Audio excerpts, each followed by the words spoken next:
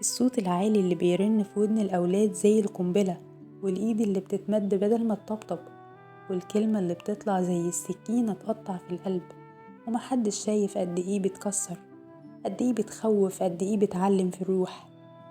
العنف مش بس شتيمة، ومش بس قلم على الوش. العنف أوقات بيبقى نظرة احتقار أو سكوت تقيل بعد خناقة. العنف ممكن يكون تجاهل، تحقير، تهديد. المشكلة مش بس في إن ده بيكسر الزوجة أو بيكسر الزوج، ده كمان بيهدم البيت من جوه حتة حتة.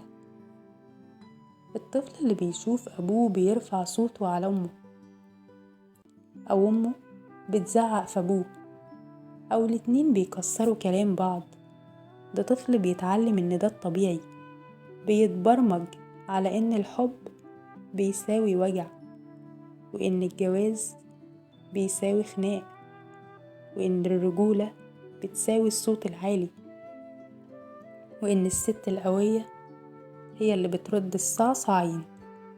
الأطفال دول بيكبروا وهم مش حاسين بالأمان، بيتربوا على الخوف.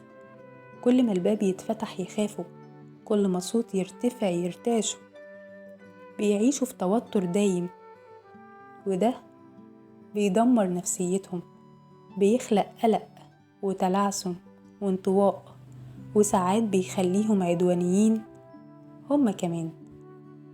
كل ده بيحصل وانت فاكر انك كده بتربي او بتفرغ اللي جواك، بس الحقيقة انت بتعاقب طفل ملوش ذنب، وبتدمر قلب شريكة عمرك، او انتي بتدمري شريك عمرك، وبتبني بيت شكله من بره سليم بس جواه حرفيا خراب. العنف الأسري بيدمر التواصل، بيخلي الناس في البيت ما يعرفوش يسمعوا بعض، كل واحد شايل حمله وساكت، أو بيتكلم وهو بيصرخ. مفيش حوار، مفيش تفاهم، مفيش أمان. واللي بيحصل بعد كده تلاقي الولد بيهرب برا البيت يدور على أي حضن، والبنت تتعلق بأي كلمة حلوة حتى لو من شخص مؤذي، والزوج بيبعد والزوجة تبطل تحس، ونتحول من عيلة لمجموعة ناس عايشين تحت سقف واحد، لكن كل واحد في جزيرته.